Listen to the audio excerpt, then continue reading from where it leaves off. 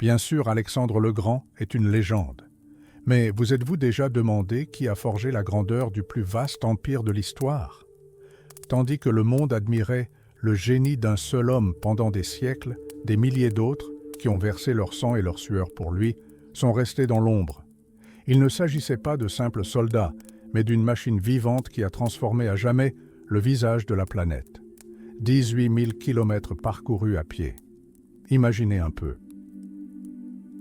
Derrière le grand conquérant, une véritable ville défilait. Dans ce flot incessant de personnes, il y avait de la place pour tous.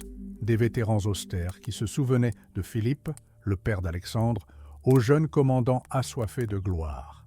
Mais l'armée n'était que la partie émergée de l'iceberg.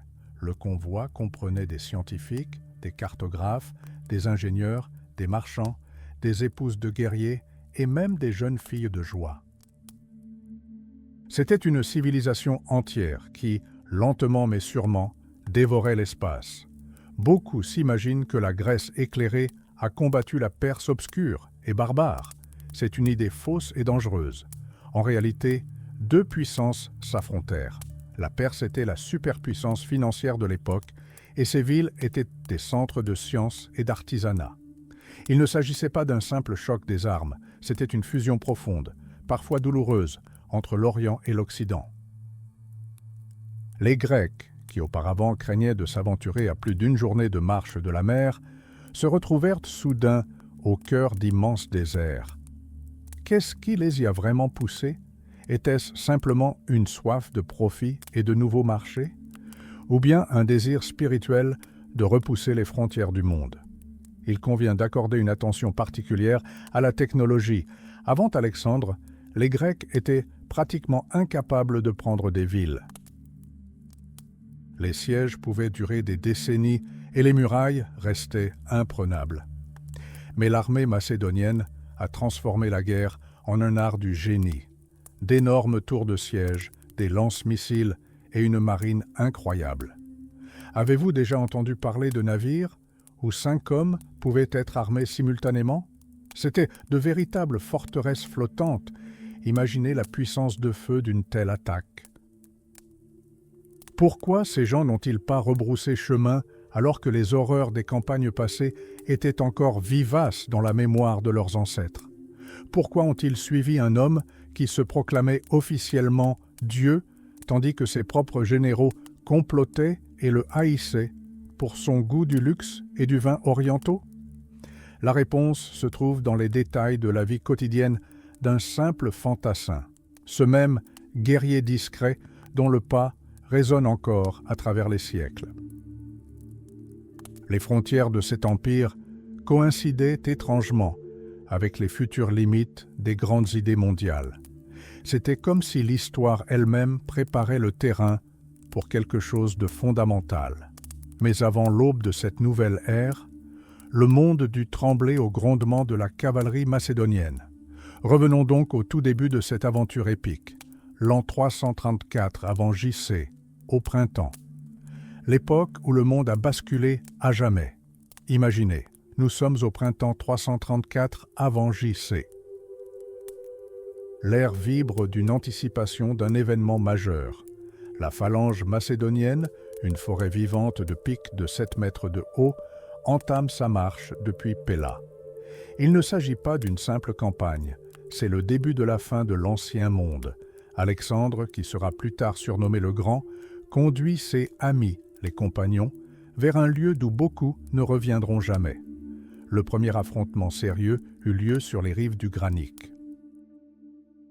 Les satrapes perses étaient confiants dans la victoire, mais le coin macédonien perça leur défense comme un couteau chaud dans du beurre. Les événements s'enchaînèrent alors à une vitesse fulgurante. Sardes capitula sans combattre. Milet et Halicarnasse furent prises après de violents assauts, mais le véritable défi restait à venir. Le nœud gordien tranché d'un seul coup. Les eaux glacées du Cydnus faillirent emporter le roi, mais le destin le préserva pour la bataille d'Issos. Là, dans l'étroit passage entre les montagnes et la mer, la vaste armée perse se désintégra en une foule indisciplinée. Darius III s'enfuit, abandonnant sa famille et son honneur, et Alexandre ouvrit la voie au trésor de Damas. Croyez-vous qu'il se soit arrêté? Non, ce n'était que l'échauffement. 7 mois d'un siège sanglant de Tyr, la chute de Gaza, et voilà que l'Égypte l'accueille en libérateur, en Dieu vivant. À l'oasis de Siwa, les prêtres murmurent à Alexandre ce qu'ils savaient déjà. Il est le fils d'Amon. Alexandrie apparaît pour la première fois sur la carte, mais la bataille décisive se profile à l'horizon. Gogamel. La nuit tombe, une éclipse de lune s'abat sur la région, et la puissance perse s'effondre. Babylone, Suse, Persépolis. L'or coule à flot et les palais brûlent dans les flammes de la vengeance pour Athènes, jadis incendiée. Mais derrière les paillettes de l'or se cachait un véritable enfer, l'Hindu Kush, où la neige aveuglait et où l'air devenait raréfié, les déserts de Gédrosie, où la soif rendait les gens fous, et où le soleil faisait monter la température de leurs armures à 80 degrés. Pourquoi un tel besoin? Pour comprendre cette course folle vers l'Inde, il faut se tourner vers le père d'Alexandre, Philippe II. C'est lui qui, à partir de tribus disparates, forgea la plus redoutable machine de guerre de l'Antiquité. Philippe perdit la vue, se brisa les épaules et les bras au combat, mais il ne s'arrêta pas avant d'avoir transformé la Macédoine en un prédateur prêt à dévorer l'Orient. Il rassembla autour de lui les Hétaïres, une élite disposée à suivre le roi jusqu'aux affres de la guerre pour la terre et la gloire. Alexandre ne fit que poursuivre l'œuvre de son père. Il croyait que son destin était d'unir l'Orient et l'Occident en une grande alliance des nations.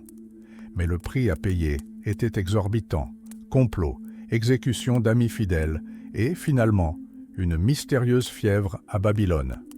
À 32 ans, le plus grand conquérant de l'histoire mourut, laissant derrière lui un empire qui commença aussitôt à s'effondrer. Mais l'écho des pas de ces humbles guerriers résonne encore à travers les siècles. Voici l'histoire de la volonté d'un seul homme qui fit trembler le monde entier. Alexandre ne se contentait pas de régner, il vivait pour la guerre. Imaginez un homme qui troqua un trône d'or contre des bottes de cuir poussiéreuses et une cape pourpre, imprégné de la sueur et de la fumée de poudre de l'Antiquité. Il planifiait lui-même chaque attaque, menait ses hommes au combat et partageait avec eux les fruits de la victoire. Mais était-il le génie divin dépeint par la légende?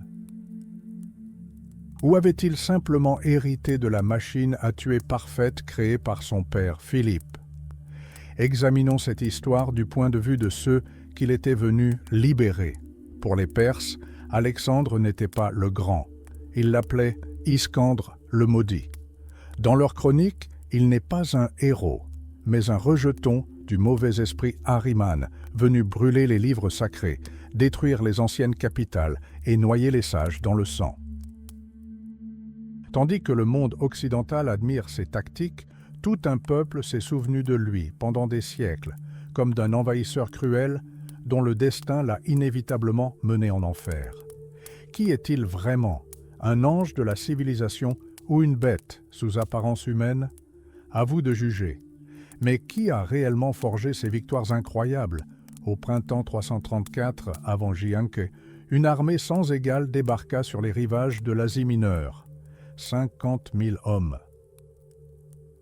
Il ne s'agissait pas de philosophes athéniens raffinés, mais de robustes montagnards, d'anciens bergers, que Philippe II fit descendre des montagnes, revêtis d'armure et forma à commander l'humanité. Alexandre planta sa lance dans le sol asiatique et s'empara du continent tout entier. Mais derrière lui se tenaient des peuples prêts à le suivre jusqu'aux confins du monde. Parmi eux se trouvaient les Agrianiens, une sorte de force spéciale de l'Antiquité. Si Alexandre devait parcourir 60 kilomètres en une nuit à travers des sables brûlants ou escalader une falaise abrupte de 200 mètres de haut, c'est à eux qu'il faisait appel. Armés uniquement de javelots, ces athlètes étaient si rapides qu'ils pouvaient percer les encerclements de la cavalerie nomade. À leur côté marchaient les cavaliers d'élite, les compagnons. Il s'agissait d'une cavalerie lourde, des aristocrates scellés depuis leur enfance. Ils n'avaient ni selle ni étrier, mais leur impact était comparable à celui d'un bélier. Curieusement, les chevaux macédoniens étaient plus petits que les Perses, mais d'une force incroyable. Le célèbre Bucéphale était une légende. Mais Alexandre rêvait de plus grandes choses. Il voulait s'emparer des écuries personnelles du grand roi perse pour acquérir ses plus beaux destriers. C'était une guerre non seulement pour des terres, mais aussi pour la technologie, les ressources et même les meilleurs gènes. La Macédoine de cette époque était bien plus qu'un simple pays, c'était une machine militaire parfaitement huilée. Tandis que les guerriers combattaient, les trésoriers géraient les profits des mines et les ingénieurs construisaient routes et arsenaux. C'était un état militaire où chacun connaissait sa place, du noble éleveur de chevaux au serf bûcheron. C'est cette puissance, et non la simple volonté d'un homme, qui a ébranlé le monde entier. Nous entendons encore l'écho de leurs pas, mais la question essentielle demeure. Qui étaient-ils vraiment? De grands bâtisseurs d'empires ou de médiocres soldats qui n'ont laissé que des cendres derrière eux? Imaginez, l'horizon est voilé de poussière, et de là émerge un mur d'or, de fer et de pourpre. Ce n'est pas simplement une foule de guerriers, mais un mécanisme parfait où chaque rouage a sa fonction. À l'avant-garde se trouvent les hétaï-rois royaux. Imaginez, leurs chevaux sont couverts de peau de panthère, et leurs cavaliers sont revêtus d'armures de fer et d'or ornées de têtes de lion sur les épaules. Ils formaient une force d'élite qui ne se cachait pas derrière les soldats. Disposés en formation triangulaire, les commandants marchaient toujours en tête, fonçant littéralement sur les rangs ennemis. Mais le véritable cauchemar de l'ennemi était la cavalerie légère, les sarissophores. Ces hommes contrôlaient leurs chevaux uniquement avec leurs pieds, en serrant leurs flancs avec leurs genoux, car leurs deux mains étaient occupées par une gigantesque pique. Tandis que les Perses lançaient de loin de courts javelots, les Macédoniens les transperçaient avant même qu'ils n'aient pu dégainer leurs sabres. Tournons maintenant notre regard vers le centre. Ici se meut ce qu'on appelait le rouleau compresseur, la phalange macédonienne. Tandis que l'hoplite grec, revêtu d'une lourde armure de bronze, se déplaçait à peine, le fantassin macédonien était bien plus mobile. Sa principale défense ne résidait pas dans son bouclier, mais dans son courage et son incroyable discipline. Il portait une sarisse de 6 mètres de long, faite de bois de cornouiller dur. Lorsque la phalange se resserrait, elle se transformait en un gigantesque hérisson d'acier. Les premiers rangs tenaient leurs piques à l'horizontale, tandis que les derniers les tenaient en angle, créant ainsi un bouclier humain au-dessus de leur tête qui dévia les flèches ennemies. Percer cette forêt de pointes de flèches était impossible, mais la puissance de l'Empire ne reposait pas uniquement sur les lances. Derrière les guerriers, les esprits les plus brillants de l'époque œuvraient. Le corps du génie, dirigé par Diade, construisait des tours mobiles et des béliers qui réduisaient en ruine des citadelles imprenables. Derrière l'armée, des milliers de chariots suivaient, forgerons, cordonniers, armuriers, une véritable ville sur roues. La vie en campagne mettait à rude épreuve les capacités humaines.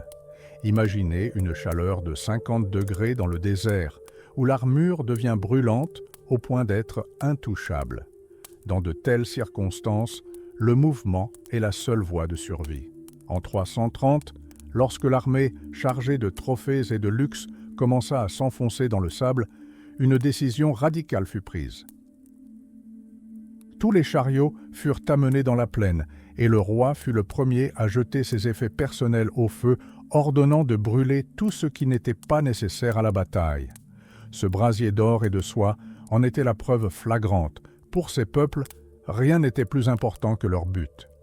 Qui étaient-ils donc? De grands bâtisseurs ayant créé une civilisation ou une machine impitoyable, ne laissant derrière elle que terre brûlée? La réponse se trouve dans la poussière des routes qu'ils ont parcourues à l'autre bout du monde et dans l'écho de leurs pas, qui résonne encore des millénaires après leur passage. Imaginez l'aube sur l'immense steppe asiatique.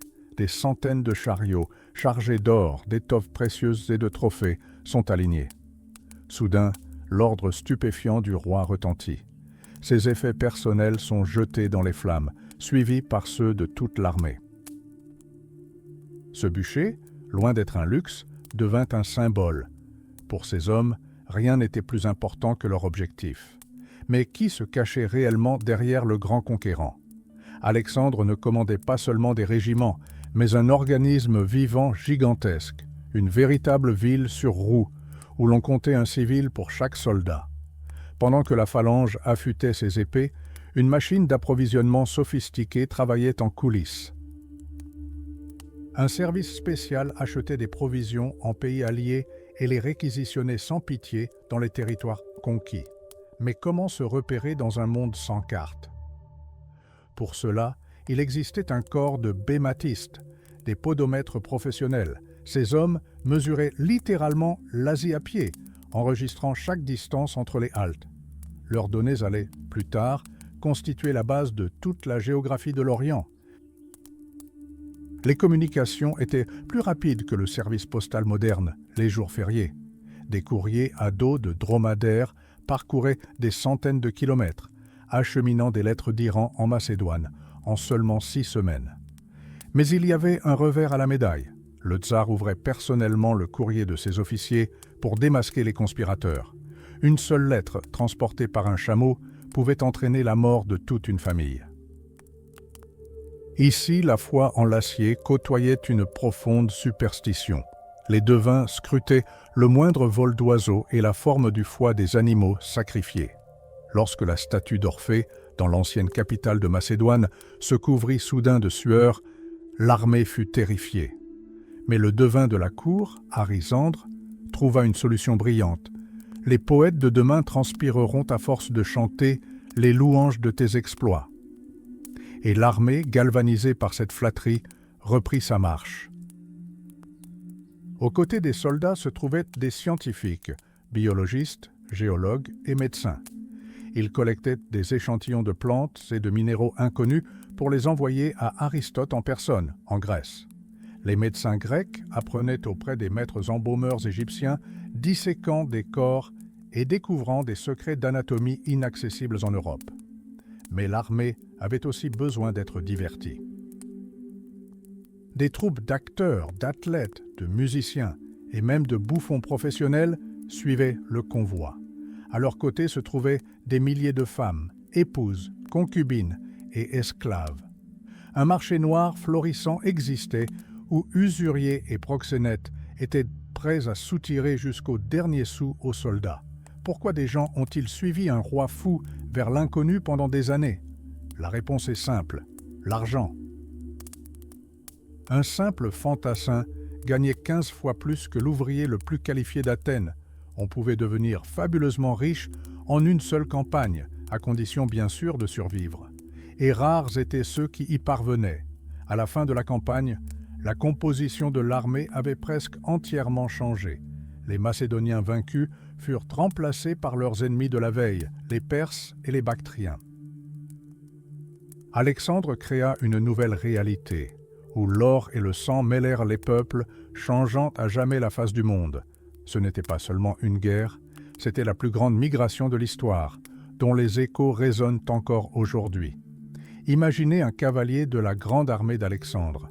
Il perçoit 3 fois la solde d'un simple soldat, et pourtant, aussi étrange que cela puisse paraître, il peine à joindre les deux bouts. Pourquoi? Parce que la guerre ne se résume pas aux trophées, elle engendre aussi des dépenses colossales.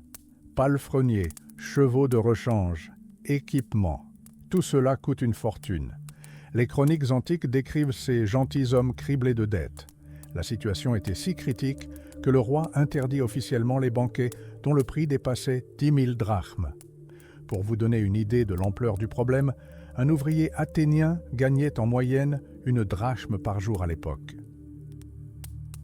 Pendant que certains combattaient, d'autres s'enrichissaient. Spéculateurs, trafiquants et revendeurs au marché noir voyaient dans ce carnage une aubaine. En temps de famine, les prix s'envolaient. Une amphore de miel pouvait coûter 390 drachmes et le vin 300.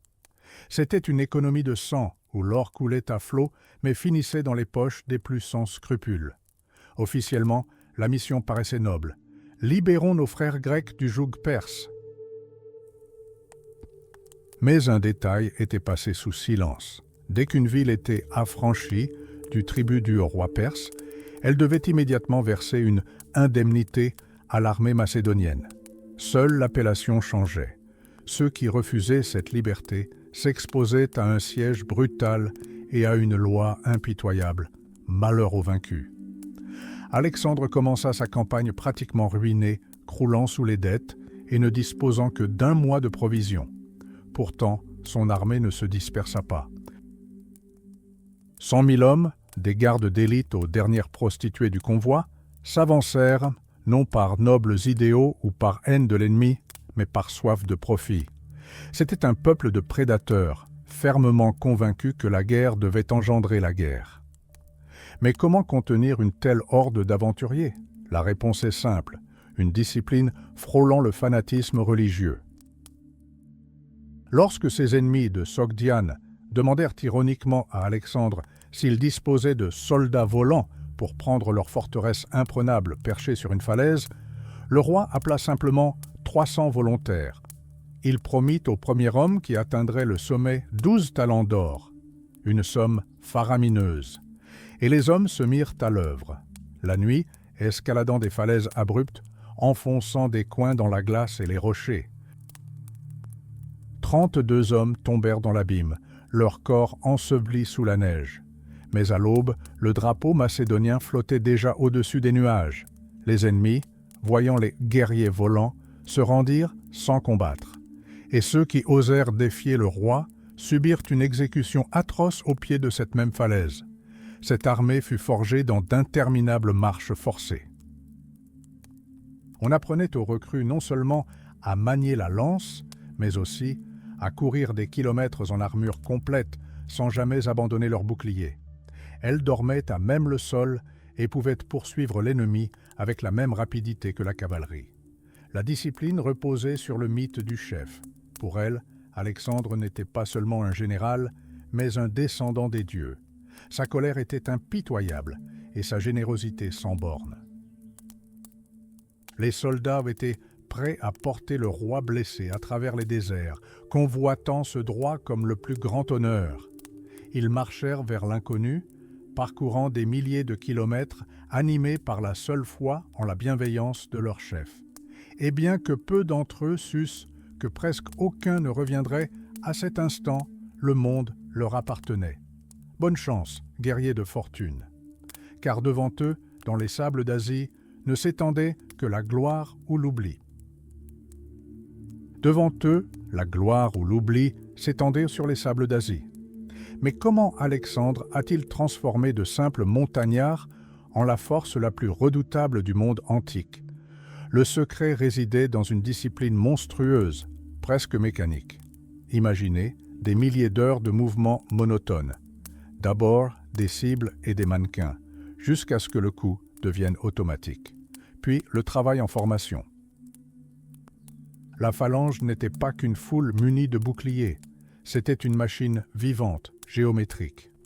Un coup de trompette et une forêt de lances se métamorphosaient en un mur impénétrable ou en un coin rapide. La synchronisation était une question de vie ou de mort, et elle s'acquérait au prix d'années d'un entraînement exténuant. Mais cette perfection avait un revers sombre. Chaque unité se considérait comme exceptionnelle, l'élite de l'élite. Cela engendra une cruauté fanatique, parfois extrême.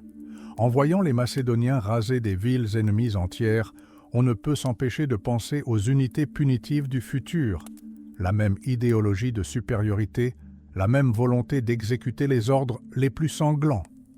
Le commandement cultivait délibérément cette rage. Pour ces guerriers, le mot « pitié » n'existait pas. Seul comptait le triomphe ou l'anéantissement total. Pour endurcir le cœur, il fallait endurcir le corps. Le Macédonien ordinaire s'était habitué à manger n'importe quoi, n'importe quand. Les bergers d'hier avaient oublié le goût du lait et du fromage, se contentant de rations sèches, de haricots et d'olives. La faim était devenue leur meilleur assaisonnement, et la privation le quotidien de leur existence. Même lors de brèves accalmies à Babylone ou à Suse, ils n'avaient pas droit au repos. Au lieu de cela, ils subissaient des rondes incessantes et des expéditions punitives contre les nomades des steppes. Mais pourquoi ne se sont-ils pas rebellés? Pourquoi ont-ils suivi leur roi au cœur même des combats? Parce qu'Alexandre était d'une générosité sans bornes. Avant le début de la grande campagne, il distribua la quasi-totalité de ses biens à ses amis et compagnons d'armes, domaines, villages et revenus portuaires. À la question « Qu'avez-vous gardé pour vous ?» Il répondit « L'espoir ». Et cet espoir les unissait plus fermement que n'importe quelle chaîne. Un commandant dans cette armée était bien plus qu'un simple grade, c'était un compagnon, un véritable camarade, prêt à partager avec le roi le pain comme la mort. Les futurs généraux étaient formés dès l'âge de 13 ans dans un incubateur spécial réservé à l'élite. Les pages royaux étaient à la fois serviteurs, gardes du corps et élèves du grand Aristote. Mais même ce système avait ses piliers, comme le vieux Parménion. C'était une légende vivante, un homme qui, sous Philippe II déjà, avait forgé la puissance de l'infanterie macédonienne. Ce vétéran de 60 ans devint le fondement sur lequel le jeune Alexandre bâtit son empire. Parménion savait que les satrapes étaient faibles et leurs mercenaires de simples figurants. Mais même lui, malgré son immense expérience, frémissait parfois devant l'audace des projets de son jeune chef, conscient qu'il deviendrait maître du monde ou que leurs ossements resteraient à jamais enfouis dans la poussière des routes étrangères. Alexandre ne marchait pas simplement vers l'Est, il courait vers la gloire absolue ou l'oubli. Tandis que le vieux Parménion, avec une précision militaire méticuleuse, faisait traverser les Dardanelles à 43 000 soldats, le jeune roi rêvait déjà du destin d'Achille, une vie brève mais éclatante. Cependant, la réalité de la guerre se révéla bien plus sordide que les mythes héroïques. Parménion était le pilier vivant de cette armée. Mais pour Alexandre, il devint rapidement trop correct et trop prudent. Après la bataille du Granique, le vétéran fut progressivement relégué à des rôles secondaires, passant de commandant à administrateur. Tandis que le roi prenait d'assaut les villes, Parménion protégeait l'arrière, et l'or perse. À Gaugamel, il sauva de nouveau le flanc gauche, arrachant la victoire à la force du poignet, mais Alexandre ne lui pardonna pas l'essentiel. À cause de la lenteur du vieil homme, le grand roi Darius s'échappa une fois de plus. Ce fut le début de la fin pour la vieille garde. De nouveaux hommes remplacent les vétérans. Cratère est un homme cruel et méthodique, prêt à superviser la torture de ses propres camarades au combat pour gagner les faveurs du roi. Et puis, il y a Héphestion, un second Alexandre. Leur lien était si fort que la mère de Darius les a un jour confondus, ce à quoi le roi a simplement rétorqué « Et lui aussi est un Alexandre ». Héphestion devint l'ombre du monarque, son bras armé et son principal compagnon de beuverie. Mais derrière l'éclat de son armure dorée se cachait une profonde perversité. Les austères montagnards macédoniens d'hier étaient devenus de nouveaux riches excentriques. Le général Gagnon enfonçait des clous d'argent dans la semelle de ses bottes, et Léonatus faisait transporter des caravanes de sable égyptiens pour en saupoudrer le sol de son gymnase. Les simples soldats, comme le vétéran Bolon, assistaient à cela avec horreur. Habitués à considérer le roi comme leur égal, les anciens ne comprenaient pas pourquoi ils étaient désormais contraints de se prosterner devant lui, comme des esclaves. Le dénouement survint dans la poussière d'Afghanistan. Alexandre ne voulait plus entendre la vérité, il voulait être adoré. Philotas, le fils de Parménion, fut accusé de conspiration et torturé à mort.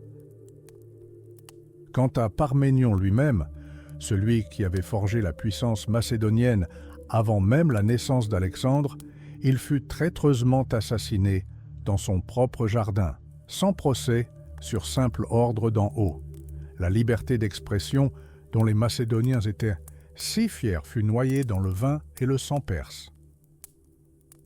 Héphaïstion périt brûlé vif par l'ivresse à 32 ans, Cratère tomba lors d'un massacre fratricide et Alexandre lui-même subit le même sort, laissant derrière lui non seulement un empire gigantesque, mais aussi des montagnes de cadavres de ceux qu'il avait jadis appelés amis.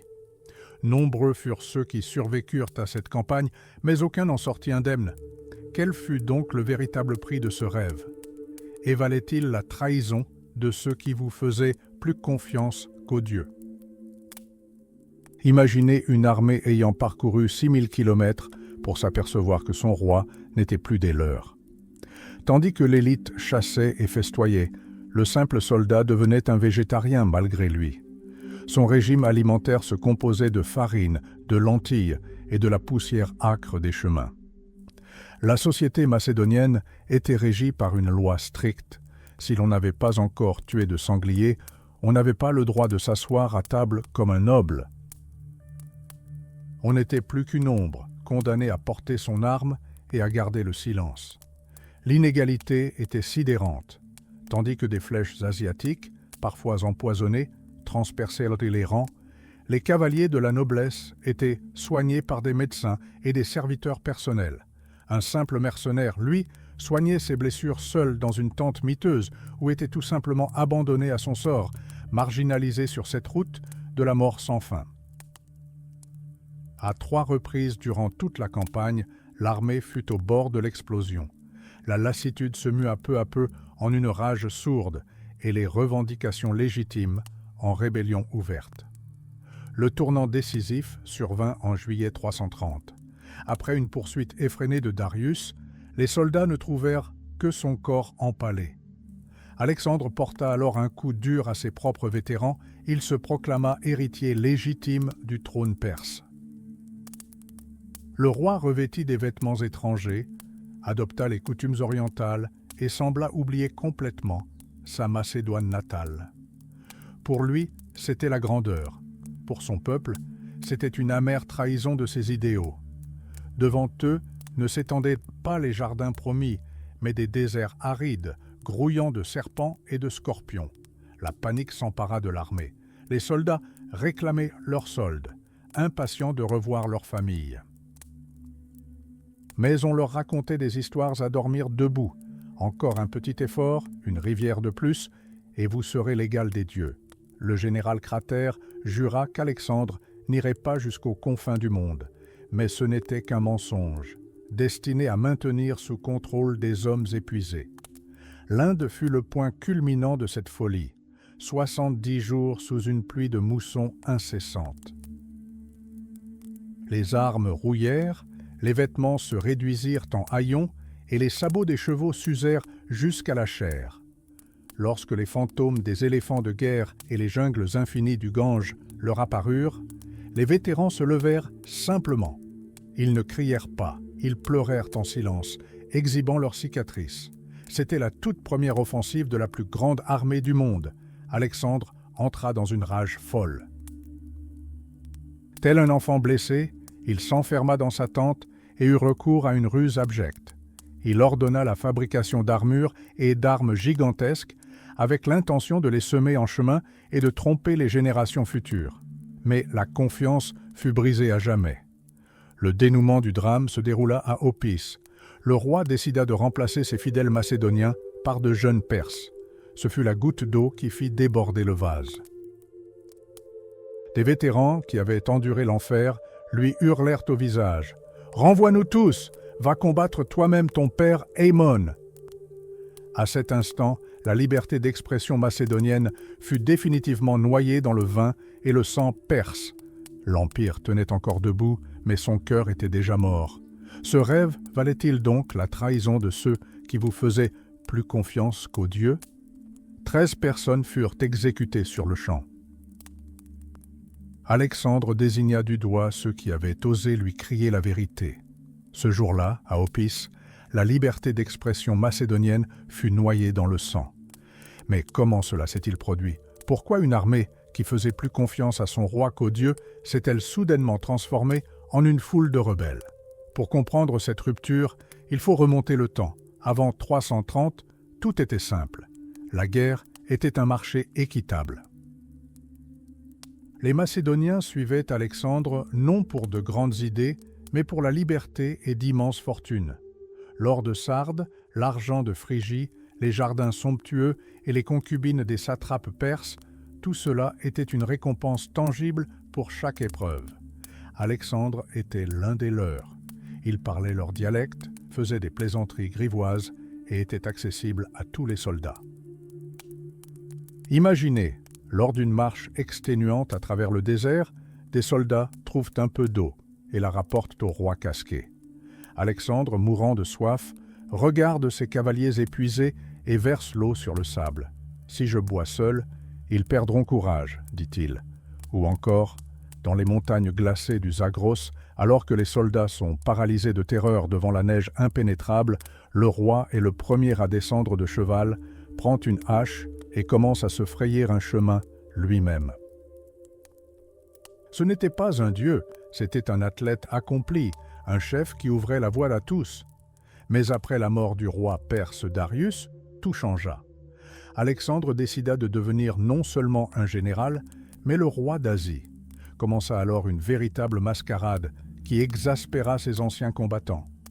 Son compagnon d'armes d'hier se para soudain d'un diadème perse, s'entoura d'une ceinture d'or comme une femme et d'un harem de 300 concubines. Désormais, pour l'apercevoir, il fallait traverser une foule de gardes du corps vêtus de costumes asiatiques chatoyants. Les Grecs étaient habitués au théâtre, mais là, c'en était trop. Les Macédoniens voyaient leur roi s'enfoncer toujours plus profondément dans le luxe oriental. Tandis que les soldats se contentaient de rations sèches, Alexandre organisait des banquets sous des tentes dorées, où des centaines d'invités se prélassaient sur des lits d'ébène. Il voulait unir les peuples, contraindre les ennemis d'hier à s'embrasser en signe de réconciliation. Au grand banquet d'Opis, 9000 personnes étaient assises côte à côte, Macédoniens, Perses, dignitaires. Le roi priait les dieux pour l'harmonie, mais pour ses guerriers aguerris, cette harmonie avait un goût de trahison. Alexandre croyait s'assurer la loyauté par sa générosité. Il paya les dettes de ses soldats, les combla d'or, et fit ériger des statues à la mémoire des morts. Mais il oublia une chose, les vétérans voulaient le voir comme leur roi, et non comme un despote oriental. L'Empire était toujours là, ses frontières s'étendant jusqu'aux confins du monde, mais son cœur était déjà mort. La foi en son chef avait cédé la place à une soumission glaciale. Ce rêve de domination mondiale valait-il donc la perte de ceux qui avaient enduré l'enfer à ses côtés? Alexandre emporta la réponse à cette question dans la tombe, 1 an seulement après ces événements. Imaginez, vous avez parcouru des milliers de kilomètres à travers déserts et montagnes, versé votre sang pour votre chef, et voilà qu'il exige que vous vous prosterniez devant lui. Alexandre, que vous connaissiez comme un frère d'armes, a soudainement disparu. À sa place trône un homme sur un trône d'or, sous un dais somptueux, entouré d'une nuée de gardes du corps. Un mur invisible mais glacial s'est dressé entre le roi et ses fidèles macédoniens. Pour les guerriers aguerris qui ont forgé ces victoires, ce n'était pas seulement étrange, c'était honteux. À leurs yeux, le grand commandant avait troqué la véritable bravoure militaire contre le prestige éphémère d'un despote oriental. Le coup le plus dur fut la question de la proskinèse, la coutume de se prosterner devant le monarque. Si cela était la norme chez les Perses, chez les Grecs, un tel geste était réservé aux dieux. Alexandre, cependant, était fermement convaincu d'avoir transcendé la nature humaine. Ses amis tentèrent d'en rire, observant les nobles Perses se prosterner et lever les fesses vers le ciel. Mais le roi n'était pas d'humeur à rire. La dispute sur sa nature, homme ou dieu, s'éternisa pendant 2 ans et s'acheva dans un bain de sang. Le philosophe Callisthène, neveu d'Aristote, devint la voix de la raison qu'Alexandre ne voulait plus entendre. Il déclara sans ambages Nul ne peut accorder à un mortel des honneurs dignes des dieux. Callisthène lui rappela que gouverner des hommes libres n'est pas tyranniser des esclaves. Même son ancien maître, Aristote, lui envoya une lettre d'avertissement. Ces paroles résonnaient comme une prophétie. « Souviens-toi, Alexandre, qu'un souverain doit être aimé de son peuple et non craint de lui. » Le temps efface le souvenir des hauts faits s'ils ne sont pas gravés dans le cœur des hommes avec amour. Mais Alexandre n'était plus le jeune garçon qui avait suivi les leçons de Miesa. Il se croyait plus éminent que tous ses maîtres. La colère du roi devenait de plus en plus imprévisible. Souvenez-vous de cette terrible nuit à Samarcande. Clitus le Noir, celui qui avait sauvé Alexandre à la bataille du Granique, le confronta à l'amère vérité. Il hurla qu'Alexandre avait trahi la mémoire de son père, Philippe, et troqué les traditions macédoniennes contre la soie perse. La réaction fut immédiate et terrifiante, une lance plantée dans la poitrine de son vieil ami. À cet instant, la divinité d'Alexandre se mua définitivement en une folie effroyable. Les soldats assistèrent impuissants à la mort de leur Dieu vivant, criblé de flèches ennemies. Il avait beau avoir fondé des dizaines de cités et amassé des montagnes d'or, il perdait rapidement la confiance de son peuple. Tandis que les caravanes de mules charriaient les trésors des empires déchus, les vétérans prirent conscience de l'amère vérité. Ils ne rapporteraient chez eux que des cicatrices et le souvenir de leurs camarades exécutés par leur propre roi. Alexandre voulait dominer le monde entier, mais dans sa quête de divinité, il perdit la seule chose qui le rendait véritablement invincible, la dévotion de ceux qui avaient à partager son calvaire. Ironie du sort, en tentant de devenir un ange, il ressemblait de plus en plus à une bête. La foi en son chef céda la place à une soumission glaciale, et aucune somme d'or ne put panser cette plaie. Imaginez-vous aux confins du monde, pris dans une guerre sans fin. Alexandre le Grand vous invite à écrire à vos proches, une occasion rare d'envoyer un message à votre lointaine patrie. Vous vous confiez, écrivant avec sincérité sur votre fatigue, votre peur et votre déception. Mais vous ignorez qu'il s'agit d'un piège. Le roi intercepte secrètement votre courrier et lit chaque mot. Ainsi, il découvre qui lui est véritablement loyal et qui lui nourrit de la rancune. Il rassemble tous les mécontents dans un détachement disciplinaire spécial destinés à être progressivement éliminés ou abandonnés dans des colonies aux confins du monde habité. Mais même une telle tyrannie ne put le sauver de la ruine. Au cœur de l'Inde, sur les rives du fleuve Béas, ce qu'Alexandre redoutait le plus se produisit, une grève. Des vétérans aguerris s'assirent simplement sur la berge. Vêtus de haillons, sous une pluie tropicale torrentielle, ils pleurèrent et gémirent, dévoilant leurs corps couverts de plaies et de cicatrices. L'un des généraux, Coenus, prit son courage à deux mains et cria au roi « Tu n'es ni un dieu, ni un nouvel Héraclès. Comporte-toi en homme et reste où tu es. » Furieux, Alexandre, imitant Achille, s'enferma dans sa tente pendant 3 jours. Mais la raison l'emporta. Il comprit que ses guerriers ne croyaient plus en sa divinité. Ils érigèrent 12 autels à leur dieu, non à leur roi, et fondèrent la ville de Nicée en l'honneur de leur victoire sur les ambitions de leur chef. Puis, ce fut l'enfer. La retraite à travers le désert de Gédrosie fut pour les Macédoniens ce que les neiges de Russie avaient été pour Napoléon. Les soldats se nourrissaient de racines de palmiers, abattaient les ânes de bas et les derniers chevaux. Autour d'eux vivaient des tribus sauvages, des hommes aux cheveux hirsutes et aux longues griffes, vêtus de peaux de bête et se nourrissant de poissons séchés. La soif les rendait fous. Ceux qui s'allongeaient pour se reposer dans le sable ne se relevaient jamais. Cette nuit-là, un torrent soudain s'abattit sur le camp, situé près d'un ruisseau de montagne. La coulée de boue emporta femmes, enfants et tout l'équipement royal. Alexandre perdit les 3/4 de son armée. Ce n'était pas une simple retraite, c'était l'extinction honteuse de la plus grande armée de l'histoire. Étonnamment, dès la mort d'Alexandre, son image devint instantanément légendaire. Les soldats qui l'avaient maudit dans le désert rentrèrent chez eux chargés d'or et se mirent à célébrer ses exploits, à l'instar des anciens soldats qui, plus tard, loueraient Napoléon. Ainsi naquit le roman d'Alexandre. Dans ces récits, il n'est plus un tyran, mais un noble chevalier qui descend aux enfers, cherche l'eau de la vie et rencontre la reine des Amazones. La réalité, cependant, était bien plus sombre. Le roi vivait dans un monde de fantaisie surnaturelle, tandis que son peuple était confronté à la dure réalité de la faim et de la mort. Tout commença par de grandes parades en Macédoine, où des milliers de guerriers en armure étincelante défilaient au son des flûtes, parcourant 20 km par jour sur les excellentes routes perses. Mais tout s'acheva à Babylone. Lorsqu'Alexandre tomba dans le coma, ses plus fidèles amis abandonnèrent sa dépouille pendant 7 jours sans la enterrer. Tandis que le grand conquérant agonisait, ceux qui avaient partagé son calvaire se partageaient déjà son héritage et s'apprêtaient à s'entretuer. Imaginez, tandis que les généraux de Babylone s'entredéchirent pour le pouvoir, le corps de leur roi gît abandonné et oublié. Mais comment ce peuple a-t-il pu atteindre les confins du monde? Ce n'était pas une marche triomphale au son des flûtes.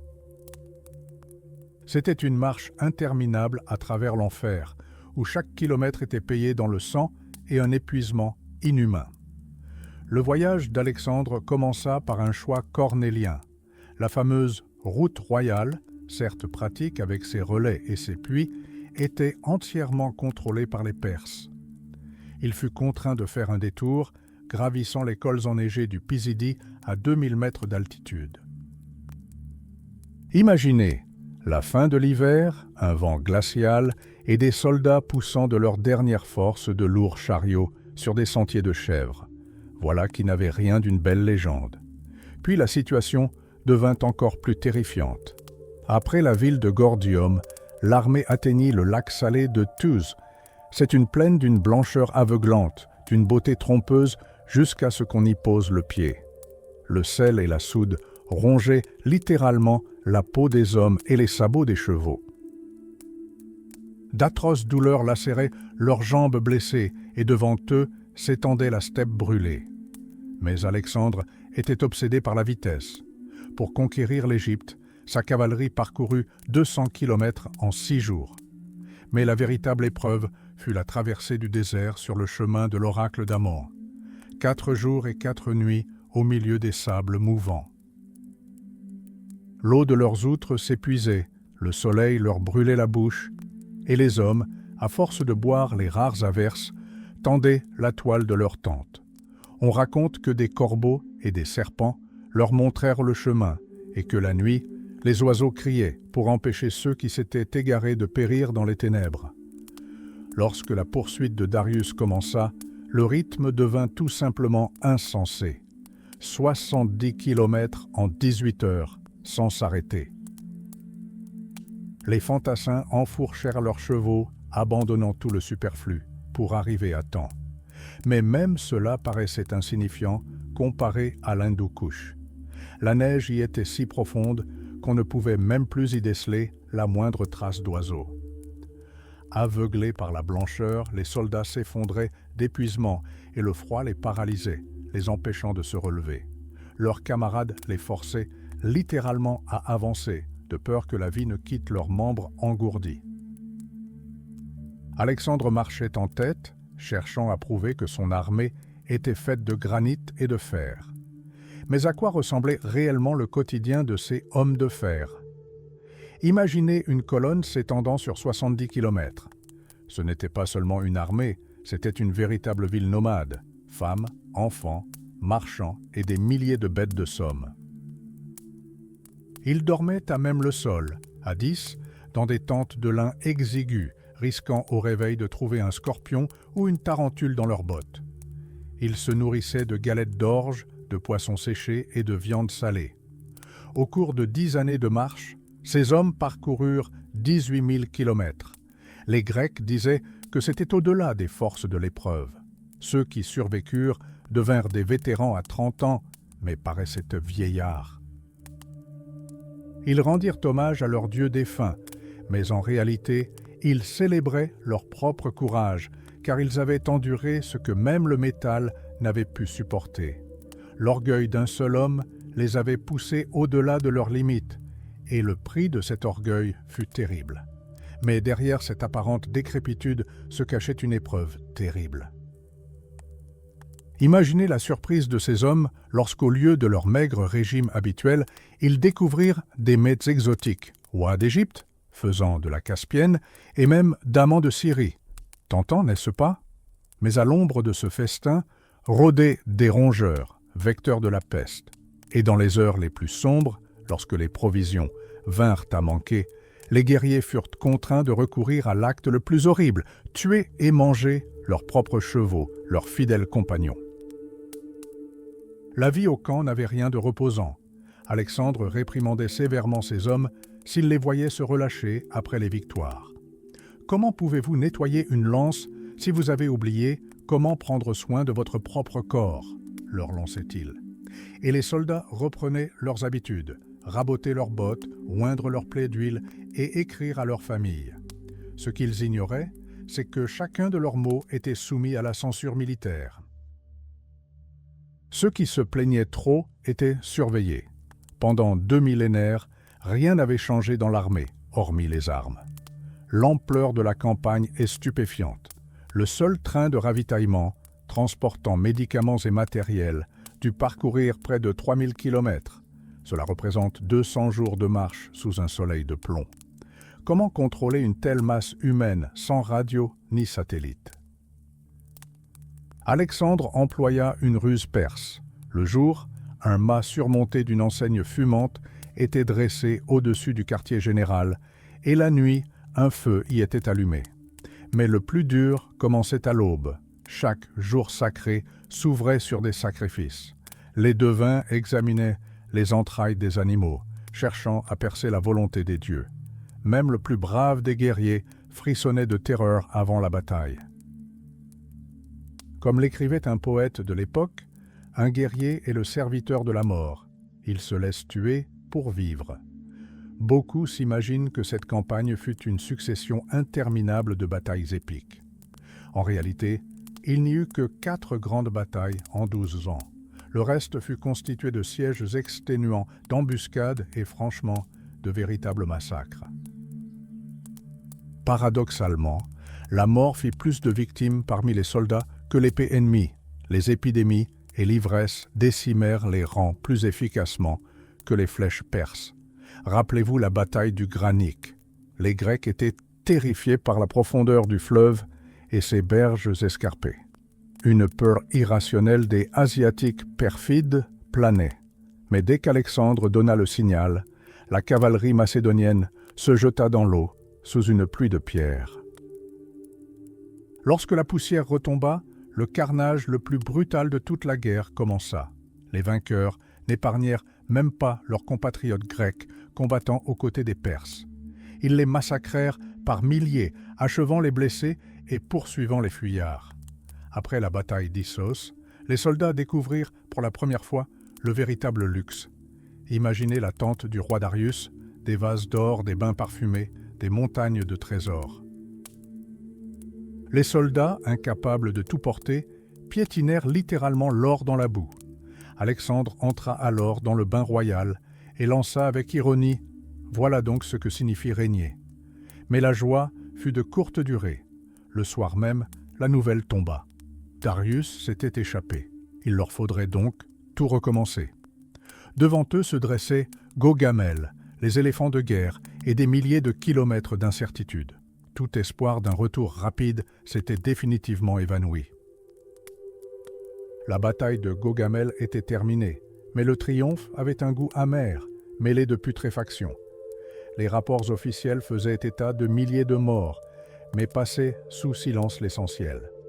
Imaginez un champ de bataille jonché de cadavres, de chars déchiquetés et d'éléphants littéralement écrasés. 9 blessés sur 10 étaient condamnés à une mort atroce en quelques heures.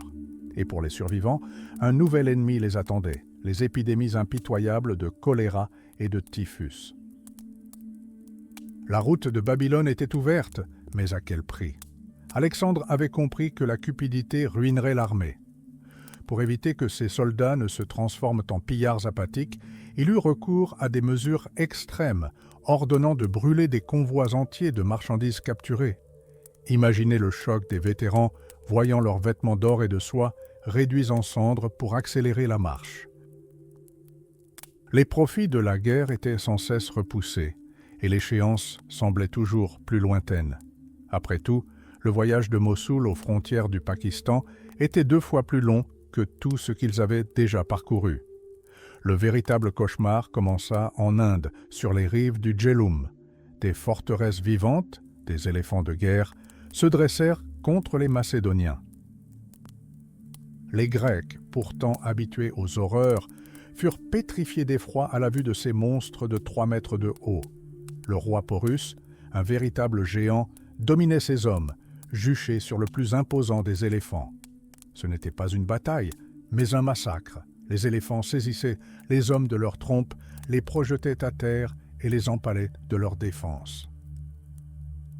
La phalange ne tint bon que lorsque les soldats se mirent à poignarder frénétiquement les bêtes au ventre, les transformant en machines de mort incontrôlables qui piétinaient leurs propres hommes. L'histoire présente Alexandre comme un héros, mais en coulisses, une sauvagerie indicible se cachait. Ces campagnes dégénérèrent en vastes chasses à l'homme.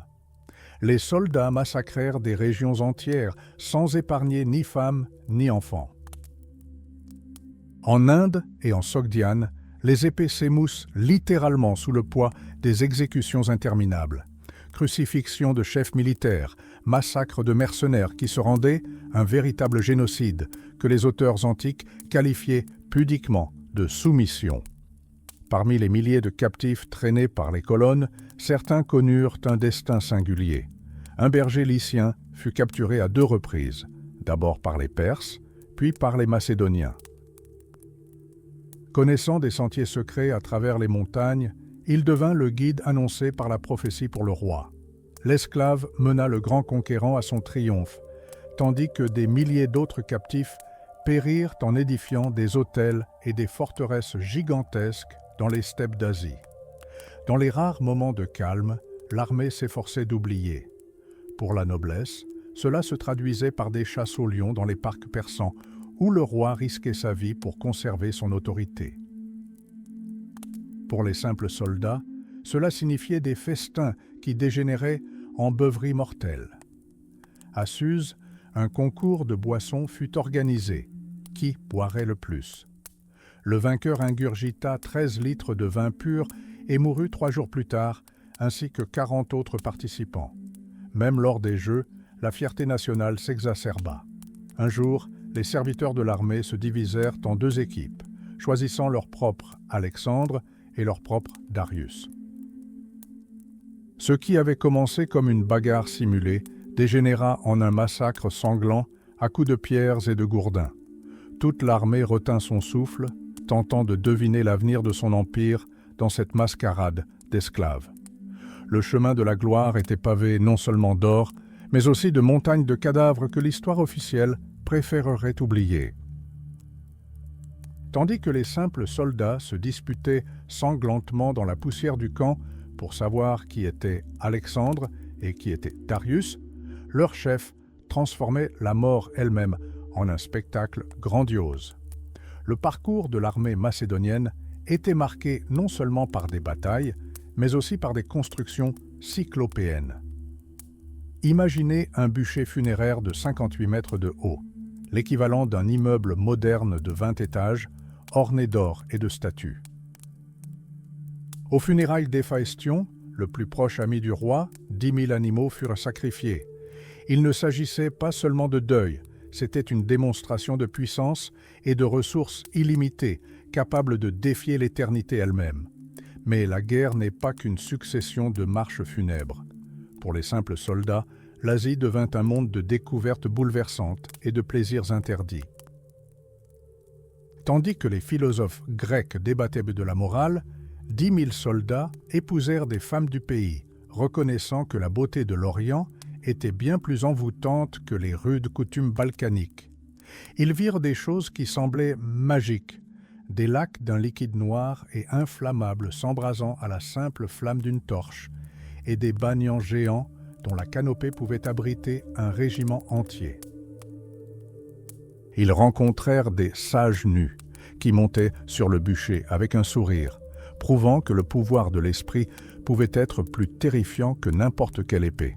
Cependant, derrière ce faste et ces festins se cachait un calcul froid et mathématique. Alexandre ne commandait pas seulement une armée de braves, mais une véritable machine de guerre destructrice.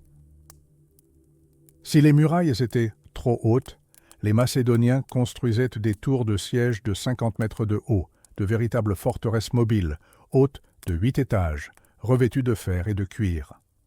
À l'intérieur de ces mastodontes, des milliers d'hommes actionnaient des roues à aubes, poussant le colosse vers l'ennemi. Les ingénieurs de l'époque avaient fait du meurtre une science exacte. Ils créèrent des gastrafettes, des arbalètes tirées par le poids du corps, et des catapultes à torsion capables de projeter des pierres de 80 kg à des centaines de mètres. Ces machines perçaient les murs de briques en quelques coups, réduisant en ruine des citadelles imprenables. Leur conception était jalousement gardée, au rang de secret d'État de premier ordre. Au terme de ce long périple, les fiers Macédoniens prirent conscience d'une chose étrange. Ceux qu'ils qualifièrent de barbares leur étaient supérieurs à bien des égards, en matière de technologie, de gouvernement et même dans l'art de vivre. L'Asie, qu'ils qualifiaient d'efféminée, se révéla une force immense et inépuisable, impossible à conquérir mais seulement à intégrer. Et lorsque l'immense cortège funèbre transportant le sarcophage d'or d'Alexandre quitta Babylone, une évidence s'imposa. L'ère avait basculé à jamais. Le monde ne serait plus jamais le même, car il connaissait désormais la véritable puissance née de l'union de la raison antique et de la grandeur orientale. Le monde ne sera plus jamais le même. Mais derrière cette grandeur, derrière cette union de la raison antique et du luxe oriental, se dressait la marche de fer des ingénieurs macédoniens. Ce sont eux qui ont transformé la guerre en une science précise contre laquelle aucune forteresse antique ne pouvait résister.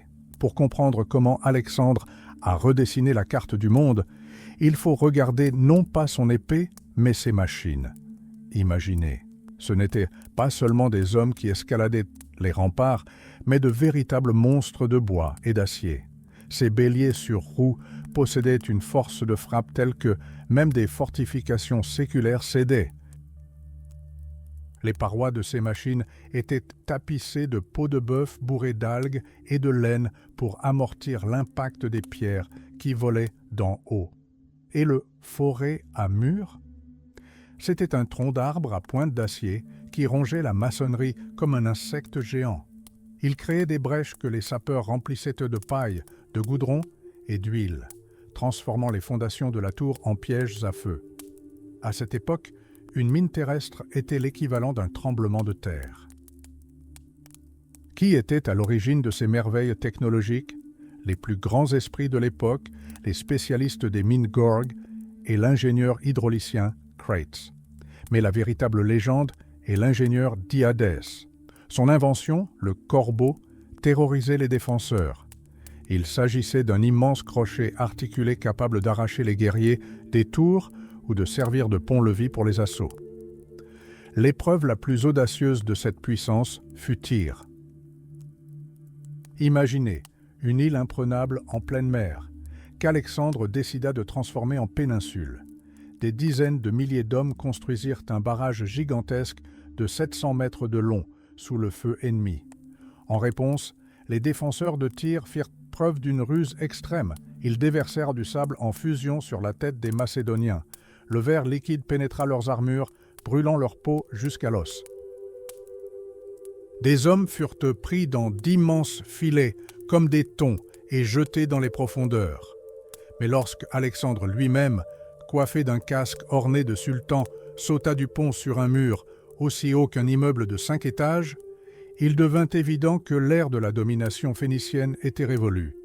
Même dans les montagnes d'Afghanistan et du Tadjikistan, où les forteresses ressemblaient à des nids d'aigles, les Macédoniens accomplissaient l'impossible.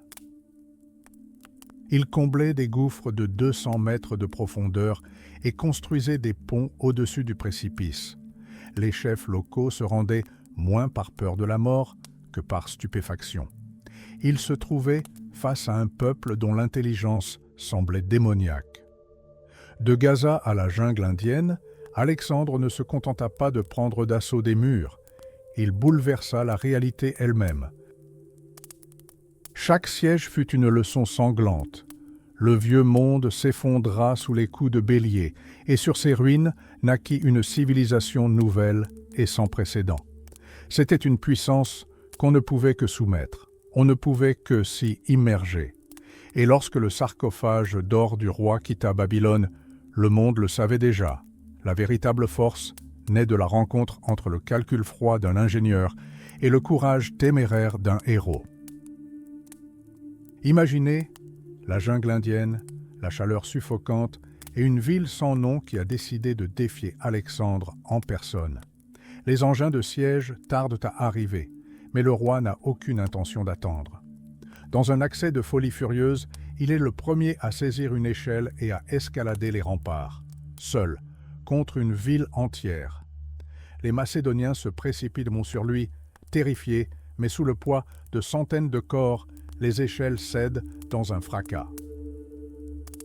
Alexandre se retrouve piégé au sommet des remparts, sous une pluie de flèches. Il se jette à l'intérieur de la forteresse, droit dans une foule d'ennemis. Il n'est sauvé que par miracle, et par le saut désespéré de son garde du corps, Peucestes, qui couvre le roi ensanglanté de son bouclier. Lorsque l'armée pénètre enfin dans la ville, ce n'est pas seulement une bataille, mais un massacre général qui commence. C'est à ce moment que les Macédoniens ont enfin compris. Ils ne sont pas de simples hommes, ils sont les instruments du destin. Mais la guerre devient alors encore plus terrifiante.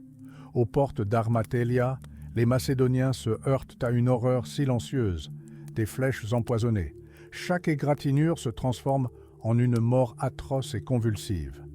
L'armée, après avoir parcouru des milliers de kilomètres, est paralysée de peur devant un ennemi invisible. C'est là que le mysticisme entre en scène. La légende raconte qu'une divinité apparut en songe au futur roi Ptolémée et lui montra une herbe miraculeuse.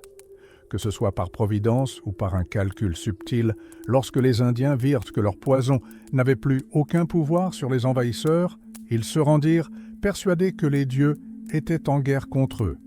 Dès lors, la stratégie céda la place au miracle. Qu'est-ce qui a poussé ces gens au cœur même de l'enfer? La réponse est simple et terrifiante. L'or. À cette époque, la loi était celle du prison et du butin. Une ville conquise devenait butin que le roi partageait entre ses hommes de main. Souvenez-vous de la chute de Persépolis. Ce n'était pas un simple pillage, mais un chaos organisé. Les soldats abattaient des vases inestimables à coups d'épée et déchiraient des vêtements brodés d'or, tout cela pour s'emparer de la pièce la plus précieuse.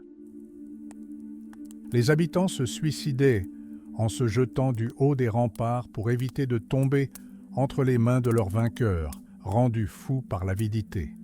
Les chiffres de cette époque sont tout simplement hallucinants. Il fallut 10 000 mules et 5 000 chameaux pour transporter les trésors de Persépolis seulement. L'or et l'argent pesaient des centaines de tonnes. Cette richesse bouleversa littéralement l'économie du monde antique, provoquant une flambée des prix et une spéculation sans précédent. Mais pour les Macédoniens, l'or était bien plus qu'une simple monnaie. Ils le considéraient comme la lumière figée du soleil, la chair divine. En le possédant, le soldat sans le sou de la veille se sentait lui-même devenu un dieu. Chaque siège, chaque assaut n'était pas pour eux une question de tactique, mais un voyage épique vers l'immortalité. Ils n'étaient plus des inconnus. Dans l'éclat de l'or perse, ils acquirent des noms que l'histoire retiendrait à jamais. La frontière entre réalité et mythe s'effaça finalement dans la poussière des routes indiennes. Imaginez, le paysan macédonien misérable d'hier est aujourd'hui tellement couvert d'or qu'il peut à peine marcher. Pour ce peuple, le précieux métal a cessé d'être une simple monnaie. Il est devenu un passeport pour le monde des dieux. Un flot d'or 20 fois plus important que tout ce que le monde avait jamais vu s'est déversé dans la Méditerranée. Mais derrière cette splendeur éblouissante se cachait une catastrophe sociale. Une inflation galopante s'ensuivit. Tandis que l'élite s'accaparait terre, position et même croyances, le peuple, avec ses maigres pièces de cuivre, ne pouvait plus se nourrir. Les riches devinrent des surhommes, les pauvres devinrent des ombres impuissantes.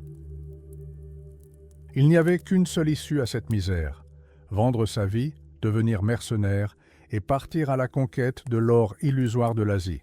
Ce piège, un siècle et demi plus tard, allait épuiser les ressources de la Grèce et la laisser, à moitié démunie, aux pieds des légions romaines.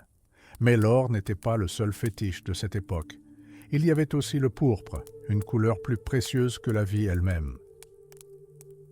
À Suse, Alexandre découvrit un trésor d'étoffes qui reposait dans les collections depuis près de 2 siècles, et pourtant elles brillaient comme si elles avaient été teintes la veille.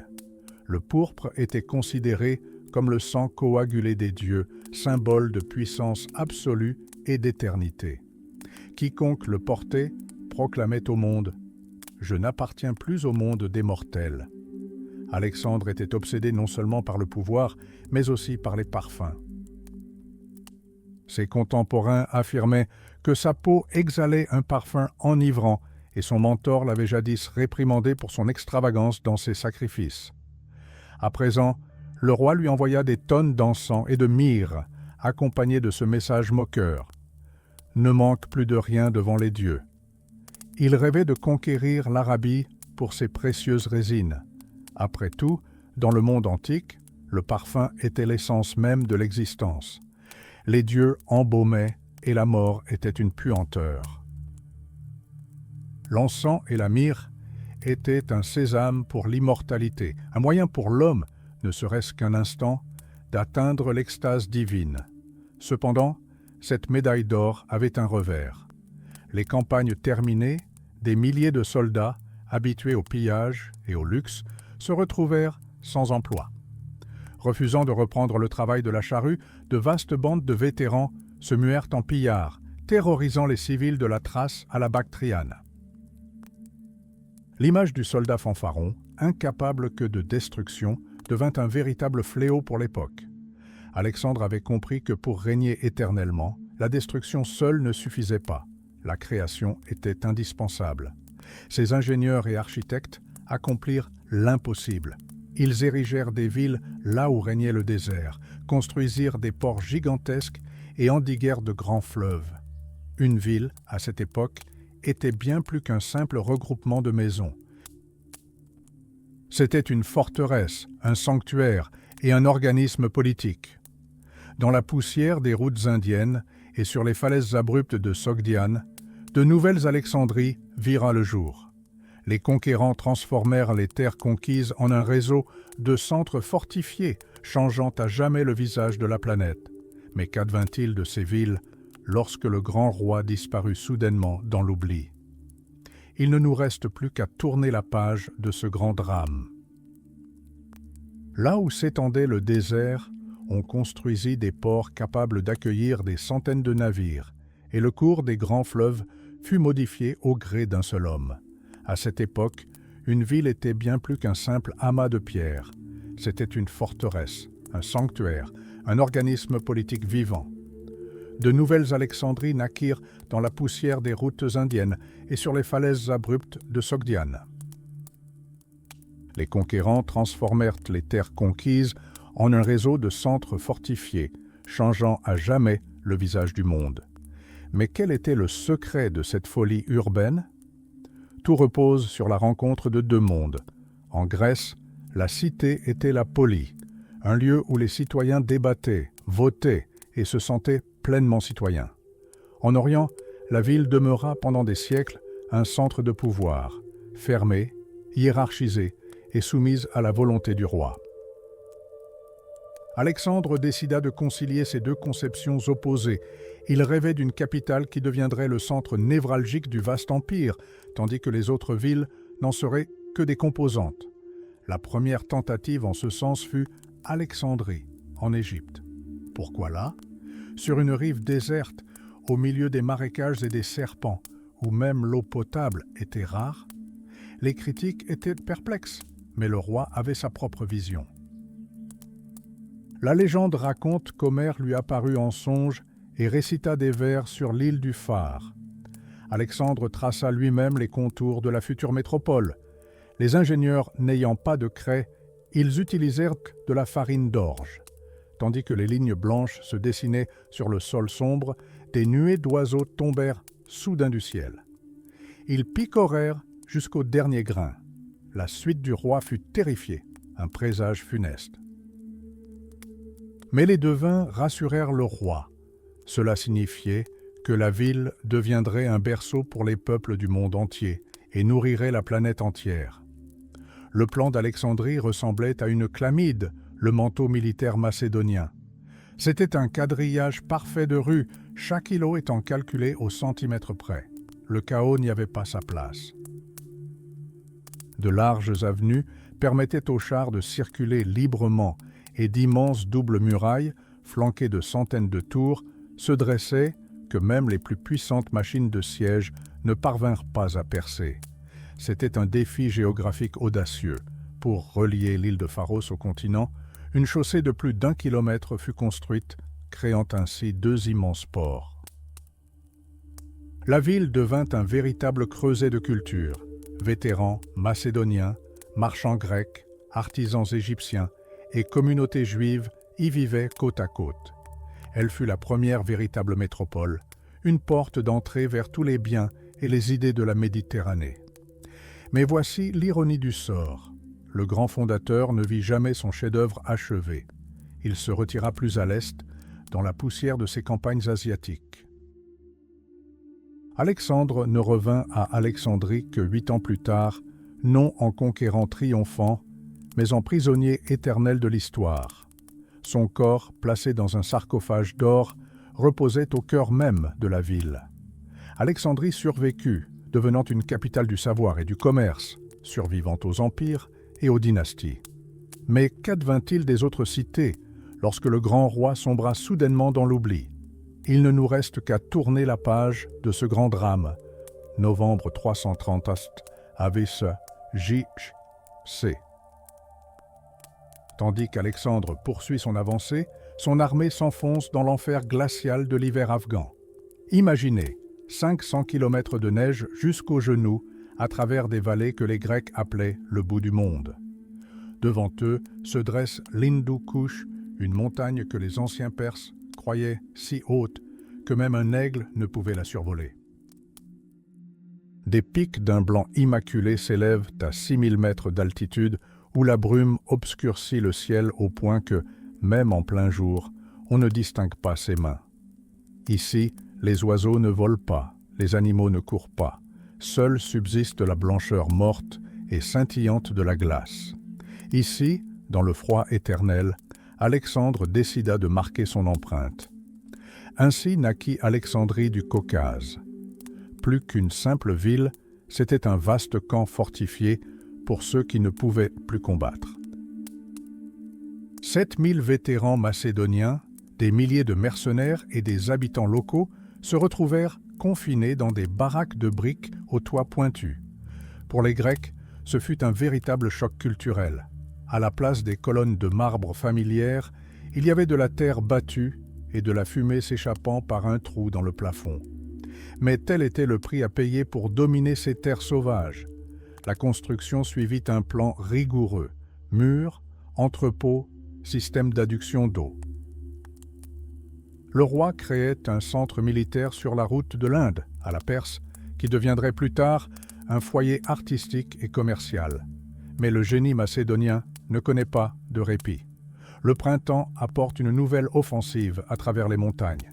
L'armée traverse l'Amou Daria et fonde Alexandrie Oka, l'actuelle Termèse. Alexandre crée des villes de substitution aux grandes capitales, aux points stratégiques les plus dangereux. Ces villes furent érigées avec une rapidité incroyable. Alexandrie Échata, qui signifie extrême, fut construite en seulement 17 jours. Les soldats rivalisaient d'ardeur pour voir qui élèverait le plus vite les murs d'argile humide, conscients que ces fortifications étaient leur seule défense contre les féroces nomades scythes. Cependant, derrière la façade d'une grande civilisation se cachait une dure réalité. L'urbanisation macédonienne apporta non seulement le progrès, mais aussi l'asservissement. Les nomades locaux furent chassés de force vers les villes, leurs familles prises en otage pour pacifier les tribus rebelles. Ceux qui avaient régné sur ces terres pendant des siècles devinrent soudainement les serviteurs de ceux qui possédaient l'argent et les armes. C'était un monde qui ne tenait qu'à un fil. Sans surprise, des rébellions éclatèrent bientôt. 3000 Grecs, tourmentés par la nostalgie et la peur, abandonnèrent leur poste et tentèrent de rejoindre leur foyer dans les Balkans. Leur périple s'acheva dans un massacre sanglant. Alexandre pénétra toujours plus profondément en Inde, fondant des villes en l'honneur de son cheval Bucéphale et même de son chien bien-aimé, Péritos. Il construisit des ports dans le delta de l'Indus et sur les rives du golfe Persique, rêvant de relier le monde par un unique réseau commercial. Mais comment vivaient ces populations, abandonnées à des milliers de kilomètres de leur patrie? Pour s'enraciner en terre étrangère, les soldats épousèrent des femmes locales. Le mariage fastueux de Suse, où 10 000 soldats épousèrent simultanément des femmes asiatiques, fut la tentative d'Alexandre de penser un monde fracturé. Mais un empire éternel pouvait-il se bâtir sur la coercition et sur les terres qui commençaient déjà à se dérober sous les pieds du grand conquérant? 10 000 mariages à Suse, une belle image pour les chroniques officielles, un coup de pub grandiose pour Alexandre. Mais derrière cette façade se cachait une réalité bien loin d'être héroïque. Imaginez, vous êtes grec, abandonné à des milliers de kilomètres de votre Athènes natale. Tout autour de vous, des dieux étrangers, des langues incompréhensibles et des étendues de sable à perte de vue. Comment espérer s'enraciner dans une terre qui vous rejette? Oubliez les discours pompeux sur la démocratie et le devoir civique. Dans les nouvelles cités, la politique avait cédé la place au pur calcul. La déesse principale des colons était Tyché, déesse de la chance, de la passion et du profit. Tandis que les fonctionnaires royaux s'enlisaient dans les formalités administratives, les colons ordinaires bâtissaient leur propre économie sauvage. Les marchés d'Alexandrie n'étaient plus gouvernés par des philosophes, mais par des intermédiaires, des interprètes et des proxénètes. Une nouvelle classe sociale fit même son apparition, des parasites professionnels, des gouffres insatiables qui gravitaient autour des riches marchands mendiant leur part du gâteau. Ici, point de place pour les vieux idéaux, seulement des négociations interminables et des intrigues dignes du rusé Ulysse. Mais la découverte la plus étonnante attendait l'armée d'Alexandre au cœur de l'Asie. Les soldats, se considérant comme des pionniers, rencontrèrent leurs propres compatriotes. Il s'avéra que les rois perses déportaient des Grecs vers ces terres sauvages depuis des siècles. Et ce n'était pas un acte fortuit. Ces colons, oubliés, s'étaient installés près de gisements d'asphalte et de pétrole.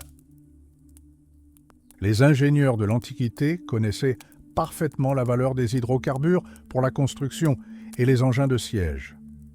En Bactriane, Alexandre découvrit des villages entiers, habités par les descendants de prêtres grecs qui avaient jadis fait défection au profit des Perses. Les représailles furent brèves et brutales, mais aussitôt de nouvelles Alexandries surgirent, des centres stratégiques destinés à exploiter les ressources de l'Orient. La vie dans ces villes devint un véritable melting pot culturel. Les vétérans grecs abandonnèrent leurs armures de bronze pour revêtir de souples pantalons orientaux. Ils se régalaient de riz indien et d'abricots parthes et s'habituèrent aux tatouages de leurs épouses asiatiques. D'anciens guerriers devinrent bijoutiers, verriers et colporteurs de bibelots, qu'ils vendaient aux locaux à prix d'or en échange d'argent et de lapis-lazuli. Mais derrière les façades de marbre des théâtres et des gymnases se cachait un véritable cauchemar. L'Asie centrale accueillit les Européens avec 45 espèces de serpents venimeux, des tarentules et une chaleur qui noircissait littéralement les corps. Les soldats mouraient non seulement de flèches, mais aussi du typhus, de la dysenterie et de la peste, propagées par les écureuils terrestres des steppes. Les puissants fleuves Amu Daria et Sir Daria terrifiaient les Grecs par leur imprévisibilité et des cavaliers fantomatiques pouvaient surgir du désert du Kizilkoum à tout moment. Les Scythes et les Massagettes nomades semblaient aux Grecs des créatures d'un autre monde. Leurs femmes chevauchaient aux côtés des hommes, buvaient des potions hallucinogènes et disparaissaient dans les tempêtes de sable aussi soudainement qu'elles étaient apparues. Le rêve grandiose d'Alexandre, d'un monde unifié, se heurta à une dure réalité. Le génie grec avait tenté de dompter l'Asie, mais il en était finalement devenu l'otage. L'empire, bâti sur la coercition et le sable, commençait déjà à s'effondrer et ses habitants cherchaient de plus en plus de réconfort dans le vin et les fastes, essayant d'oublier qu'ils n'étaient qu'une poignée d'étrangers dans l'immensité d'une terre hostile et incompréhensible. Les grandes conquêtes cédèrent la place à une ère de marchands et de mercenaires, où chacun ne pensait qu'à soi et où le lendemain ne dépendait que du bon vouloir de la déesse de la fortune. Imaginez un monde où les frontières du réel s'estompent et où les mythes deviennent monnaie courante. Alexandre le Grand n'a pas seulement conquis des territoires, il est devenu une légende de son vivant. On raconte que la reine des Amazones elle-même a dormi dans son lit, et que ses guerriers ont combattu aux confins de l'œcuménisme contre des peuples tout droit sortis des contes de fées. Mais derrière cette gloire éclatante se cachait une vérité terrifiante. La vie d'un colon grec au cœur de l'Asie était un cauchemar sans fin. Des tempêtes de sable gigantesques obscurcissaient littéralement le soleil. Des déserts arides et des araignées venimeuses rôdaient dans les dunes. Des cavaliers sauvages surgissaient de nulle part pour massacrer les étrangers, et les héros d'hier mouraient de soif sans jamais avoir aperçu l'ennemi. C'était un océan de terres hostiles, où chaque pas pouvait être le dernier. Mais cette campagne recèle un grand mystère que les historiens préfèrent généralement taire. On entend souvent parler de la phalange invincible et des manœuvres brillantes sur terre, mais qu'en est-il des batailles navales ? La campagne d'Asie fut avant tout une grande aventure navale. Imaginez, une armada colossale de centaines de navires nécessitait près de 40 000 marins et rameurs, autant qu'une armée d'infanterie. Et pourtant, dès le début de la campagne, Alexandre fait quelque chose d'inexplicable. Il dissout sa flotte principale. Pourquoi ? La réponse est aussi prosaïque que terrifiante. Le grand conquérant était tout simplement à court d'argent. Impossible de payer une telle armée et le sort de l'Empire était en jeu. La traversée des Dardanelles devint un véritable cauchemar logistique. Imaginez le chaos, des milliers de chevaux terrorisés, les yeux bandés, traînés sur d'étroits ponts, le long de passerelles branlantes, des cris, des injures, dans une douzaine de dialectes, et le courant déchaîné du détroit. Pendant ce temps, à l'horizon se profilait la flotte perse, 2 fois plus puissante que la flotte grecque. Tandis qu'Alexandre s'enfonçait plus profondément sur le continent, ses arrières étaient littéralement en flammes. Le talentueux mercenaire Memnon s'emparait d'île en île, préparant un coup fatal au cœur même de la Macédoine. La Grèce était prête à se soulever à tout moment. La bataille d'Issos changea la donne. Les Perses commirent une erreur stratégique fatale. Ils rappelèrent leurs meilleurs mercenaires de leurs navires pour combler les brèches de leur défense terrestre. La suprématie navale de Darius s'effondra. Les ennemis de la veille, les Phéniciens et les Chypriotes, saisirent aussitôt l'opportunité et firent défection pour rejoindre le vainqueur. Ainsi naquit une marine entièrement nouvelle. Fini les élégantes trirèmes du siècle précédent. Place à des monstres flottants, capables de transporter des tours de siège gigantesques et de puissantes catapultes. Finalement, la victoire ne fut pas seulement le fruit du génie mythique du roi, mais aussi des calculs implacables de ses ingénieurs. La guerre devint une bataille de technologie. Tandis qu'Alexandre prenait d'assaut l'imprenable Tyr, ses navires se transformaient en forteresses mobiles. L'ancien monde sombra, et sur ses ruines se bâtit un empire, où l'avenir ne dépendait plus des prières aux dieux, mais du savoir-faire des charpentiers et de la précision des balistes. Ce fut une époque où la fortune favorisait ceux qui savaient dompter non seulement la terre, mais aussi les éléments impitoyables de la mer. Imaginez un navire qui ressemble davantage à un voilier de course fragile qu'à un puissant bâtiment de guerre. C'est la légendaire trirème athénienne, chef-d'œuvre d'ingénierie et simultanément l'instrument de guerre le plus capricieux de l'histoire. Pour en tirer une vitesse maximale, les ingénieurs, dès le 7e siècle avant J.C., eurent l'idée de disposer les rameurs sur 3 rangs décalés. Ce fut une véritable révolution technologique, mais à un prix exorbitant. La trirème était d'une fragilité incroyable. Sa coque fut construite si précipitamment qu'il fallait la tirer à terre chaque soir, faute de quoi le bois se détériorait rapidement. C'était une flotte qui nécessitait un renouvellement constant. Imaginez l'ampleur du projet. Jusqu'à 80 chênes centenaires ou une centaine de pins nordiques furent utilisés pour construire un seul navire de ce type. 5 hectares de forêt pour une seule unité de combat. À l'apogée de sa puissance, Athènes fit déboiser des régions entières des Balkans pour servir ses ambitions. Mais il y avait un autre problème, bien plus terrifiant, la stabilité. La trirème était si instable qu'un vent de force 5 pouvait facilement la faire chavirer. Les marins n'avaient que 40 cm de marge. Le moindre faux pas et le centre de gravité se déplaçaient, transformant la fierté de la flotte en charnier. La vie du rameur ne tenait qu'à un fil, ou plus exactement, à une planche de chêne de 3 doigts d'épaisseur à peine. La vie à bord d'un tel navire était soumise à un rythme brutal. Imaginez 170 personnes, contraintes de se mouvoir comme une seule machine. Au son d'une flûte ou d'un gong, les rameurs entraient en transe, maniant leurs rames de plus de 4 mètres de long. Il ne s'agissait pas de travail forcé. Ramer était considéré comme un honneur et un sport pour les citoyens libres. Mais dès que le vent se levait, tout changeait. L'énorme mât, pesant l'équivalent d'un immeuble de 5 étages, devait être descendu manuellement sur le pont par 12 hommes. Tout changea lorsqu'Alexandre entra en scène. Il comprit rapidement que ces navires élégants mais fragiles étaient certes adaptés à la navigation en mer calme, mais inutilisables pour prendre d'assaut des forteresses navales. Il lui fallait des navires plus robustes, et il les trouva chez les Phéniciens et les Chypriotes. Ces navires étaient de véritables mastodontes des mers. Larges, robustes, avec de hauts bords et un pont continu où 50 hommes pouvaient combattre simultanément, ils étaient équipés de ponts continus. Les Phéniciens furent les premiers à armer 2 ou 3 hommes par rame, donnant ainsi naissance au quadrirème et au quinquerème. Ces navires étaient les chars flottants de l'Antiquité. Résistant au tangage, ils pouvaient transporter des charges incroyables. Mais un véritable triomphe d'ingénierie se produisit sous les murs de Tyr.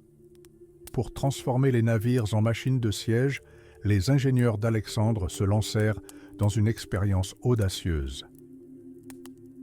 Ils assemblèrent tous les navires par paires, créant ainsi les premiers catamarans de combat de l'histoire.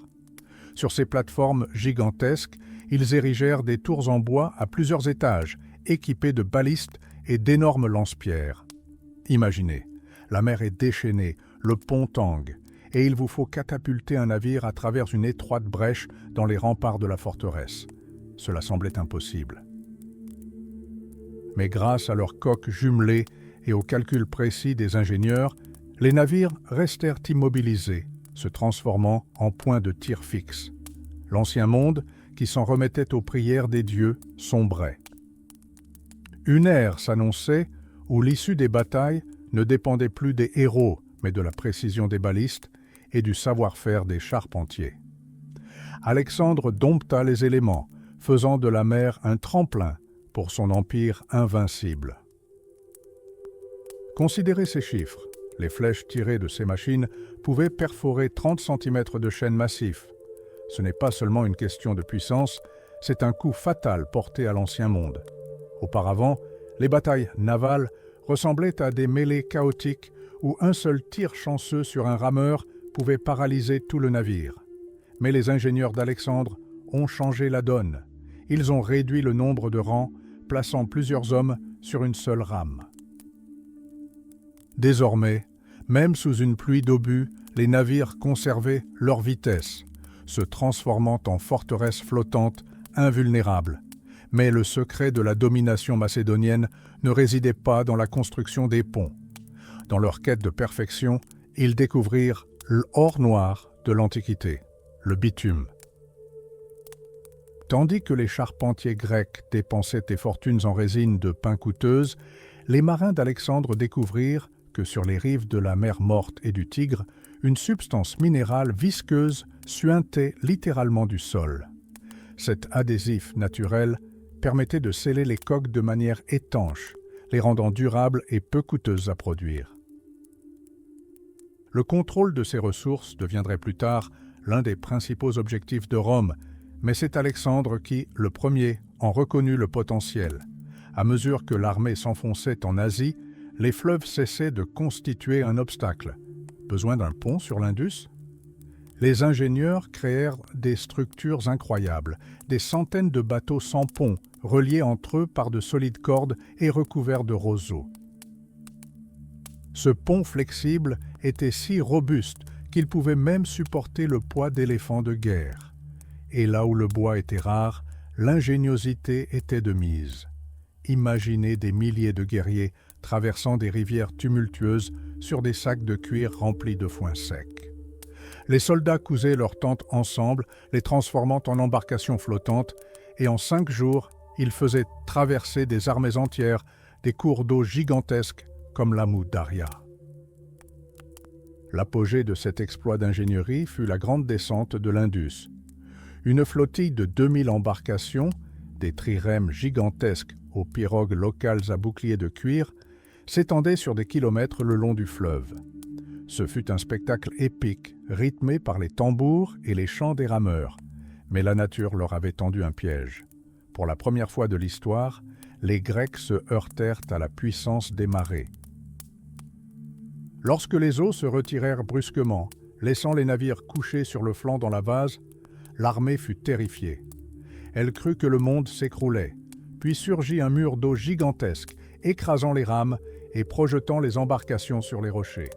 Alexandre se tenait à la proue de son navire amiral, le regard perdu dans l'horizon infini. Il avait accompli l'impossible. Il avait atteint les confins du monde. Jetant une coupe d'or dans les flots de l'océan Indien, il pria les dieux d'une seule chose, que son amiral, Néarque, guide la flotte à travers les eaux inexplorées du golfe Persique. C'était le début de la plus grande expédition navale de l'histoire, où chaque instant était une lutte contre la soif, les tempêtes et l'inconnu. L'âge des héros s'achevait, laissant place à une ère de grandes découvertes et de calculs précis. Alexandre regarda la flotte s'éloigner, ignorant que son amiral, Néarque, allait se retrouver confronté au cauchemar vivant des légendes antiques. Imaginez naviguer le long d'une côte qui semble recouverte de cendres après la fin du monde. Elle est peuplée de créatures à peine humaines, entièrement recouvertes de fourrures, dotées de longues griffes à la place des ongles. Elles construisent leurs huttes à partir d'énormes squelettes de baleines. Les Grecs les appelaient ichthyophages, des mangeurs de poissons.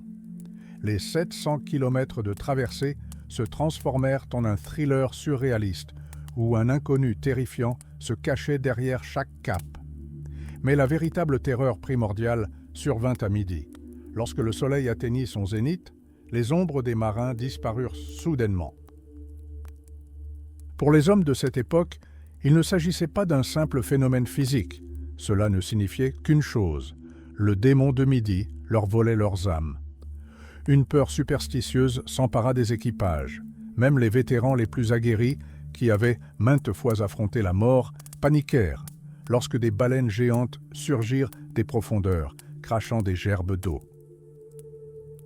Pour ne pas sombrer dans la folie, les guerriers frappèrent frénétiquement leurs boucliers et sonnèrent de leurs trompettes, tentant de repousser les monstres marins. Au-delà de cet horizon cauchemardesque, un véritable paradis les attendait. Le détroit d'Ormuz accueillait la flotte épuisée, offrant des mines d'or et le doux parfum des palmeraies. Néarque avait accompli l'impossible. Il avait prouvé l'existence d'une route maritime directe reliant l'Inde au cœur même de la civilisation, Babylone. Alexandre, apprenant ce succès, fut saisi d'un rêve nouveau, plus ambitieux encore. Il imaginait déjà une flotte de 1000 navires, prête à contourner l'Arabie et à écraser la puissante Carthage. Il voulait transformer le monde entier en un unique réseau commercial, reliant la mer Méditerranée à l'océan Indien. Mais en mai 323 avant JOC, l'histoire prit un tournant dramatique. La mort subite du roi bouleversa instantanément tous ses grands projets. L'armée, ayant perdu 9 soldats sur 10 dans des gorges glacées et des sables brûlants, se retrouva sans chef. Il semblerait que l'issue de cette épopée de 12 ans fut tragique. Des millions de vies furent sacrifiées pour les ambitions d'un seul homme. Pourtant, c'est dans ce chaos que naquit notre monde moderne. Les guerriers devinrent marchands et les ennemis d'hier, partenaires commerciaux. De vastes empires remplacèrent les cités grecques repliées sur elles-mêmes. Or, épices rares et idées nouvelles circulèrent le long de nouvelles routes, unissant à jamais l'Orient et l'Occident. Alexandre ne parvint pas à atteindre les confins de la terre, mais il accomplit quelque chose de bien plus important. Il repoussa les limites de l'esprit humain.